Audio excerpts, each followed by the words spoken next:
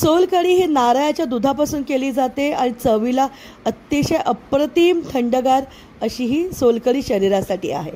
इथे मी मध्यम आकाराचे 2 नारळ घेतलेले आहेत. मी जे नारळ वापरले ते लहान साईजचे होते, मध्यम आकाराचे होते. तुम्ही जर मोठा नारळ घेणार असाल तर एक मोठ्या नारळासाठी सुद्धा ही सेम रेसिपी असेल. 2 तिखट हिरव्या मिरच्या घेतल्यात, लसूणच्या फक्त 4 पाकळ्या घेतल्यात आणि मोजून 20 इथे मी आमसूल घेतलेली आहेत. आमसूल किंवा कोकम तुम्ही ह्याला बोलू शकतात. जर तुमच्याकडे सुके कोकम नसेल तर इथे तुम्ही कोकम आगळ वापरलात तरीसुद्धा चालेल. आणि थोडंसं इथे आपल्याला जिरंसुद्धा यूज करायचं आहे. बेसिकली महाराष्ट्रीयन लोकांना नारळ खवळता येतो तर तुम्ही खवळून घेऊ शकतात. इथे साधारणपणे मी 1 वाटी पाणी घेतलं आहे. त्याच्यामध्ये हे आमसूल कोकम आपल्याला भिजत टाकायचे. थोडेसे चोळून आपण पाण्यामध्ये भिजत टाकणार आहोत, जेणेकरून त्याचा व्यवस्थित अर्क आपल्याला मिळेल. पाणी साधारण थोडंसं कोमट घेतलं तर जास्त चांगलं आहे, म्हणजे हे जे आमसुलातलं पाणी आहे, कोकमाचा जो आगळ आहे तो व्यवस्थित निघतो. महाराष्ट्रीयन लोकांना नारळ खवळता येतो, वेळेवरती खवळून घेतला तरी चालेल.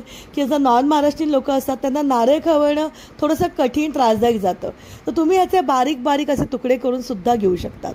नारळ अख्खाचा अख्खा मिक्सरमध्ये टाकू नका, नाहीतर तो बारीक वाटून निघणार नाही. नारळाचे असा बारीक तुकडे करून घ्यायचे. तर आपल्याला सुरुवातीला मिक्सरचं मोठं जार घ्यायचं आहे आणि फक्त नारळ टाकून आपण मिक्सरला चर्न करणार आहोत. रेग्युलर जशी तुम्ही चटणी करतात त्या पद्धतीने आपल्याला पाणी न घालता आधी नारळ वाटून घ्यायचं आहे. पाणी जर वाटलं तर नारळ हा बारीक वाटून नाही निघत. इथे मी 1 वाटी 1 ग्लास मोठा 1 ग्लास एवढं पाणी घातलेलं आहे आणि आता परत मिक्सरला आपल्याला चर्न करायचं आहे. ही जी प्रोसेस आहे याला म्हणतात नारळाचं दूध काढणं. बघा कसं मस्त नारळाचं चोथा तयार झालेला आहे इकडे. आता आपण ह्याला गाळून घेणार आहोत. जर तुमच्याकडे गाळणी असेल तर तुम्ही गाळू शकतात, पण गाळणीने जेव्हा आपण गाळतो तेव्हा याचा चोथा हा थोडा मिक्स होतो.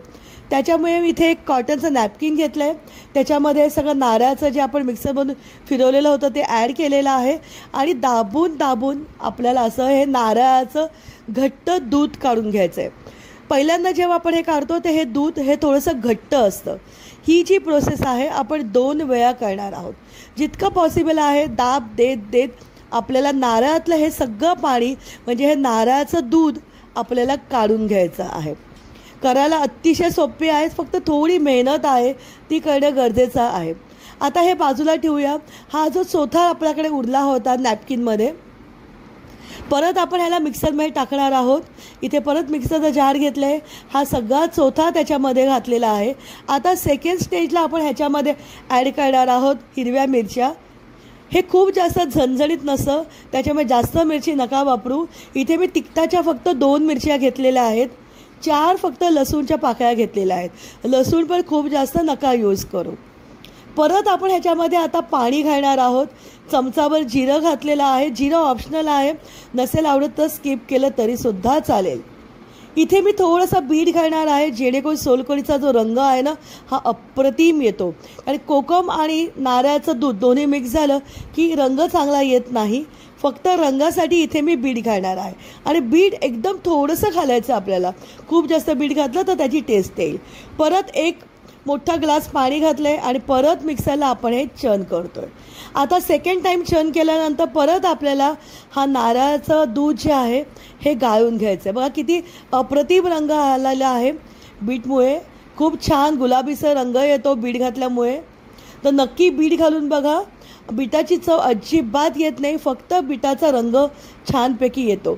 आता हे जे पाणी आहे हे परत जसं आपण मगाशी दाबून काढून घेतलं होतं तसं आपण काढून घेणार आहोत. हे नारळाचं पाणी ह्याला मराठीमध्ये किंवा कोकण साईडला ह्याला नारळाचं दूध म्हटलं जातं. पहिल्यांदा जेव्हा आपण ते दूध काढलं ते घट्ट होतं आणि सेकंड टाईम जेव्हा आपण हे काढतोय हे पातळ असणार आहे. आता हे इथे तयार झालेलं आहे आणि चोथा हा फेकून द्या किंवा त्या चोथ्याची तुम्ही चटणी करू शकतात. कोकम साधारणतः 15-20 मिनटं झालेली आहेत भिजून. परत जसं तुम्ही व्हिडिओमध्ये बघतायत दाबून आपण त्याला व्यवस्थित चोळून घेणार आहोत, जेणेकरून कोकमातला सगळा जो अर्क आहे हा पाण्यामध्ये उतरेल. आता हे पाणीसुद्धा आपल्याला गाळून घ्यायचं आहे. हवं असेल नॅपकिनवरती गाळलं तरीसुद्धा चालेल किंवा गाळणीने गाळून घेतलं तरीसुद्धा चालेल. अप्रतिम चवीचं इथे आपलं तयार झालेलं आहे. सोलकढी ही शरीराला अतिशय थंड असते. उन्हाळ्यामध्ये किंवा जेव्हा नॉनव्हेज खाल्लं जातं त्यावेळी ही सोलकढी करण्याची पद्धत आहे. सोलकढी थंड करूनच सर्व केली जाते. त्याच्यामुळे नक्की करून बघा, खूप सोपी आहे. फ्रीजमध्ये साधारणतः अर्धा तास ठेवा आणि थंड झाली की मस्तपैकी थंडगार सर्व करा. तयार झाली आहे सोलकढी. हॉटेलमध्ये सोलकढी जी आहे 200 ml सर्व केली जाते. तुम्हाला दिलेल्या प्रमाणामध्ये 6 ग्लास सोलकढी तयार होते. आता तुम्ही जो व्हिडिओमध्ये बघतायत हा माझा मोठा ग्लास आहे. 5 मोठे ग्लास इथे माझी सोलकढी तयार झाली होती. वरतून थोडीशी गार्निशिंगसाठी मी इथे कोथिंबीर टाकली आहे.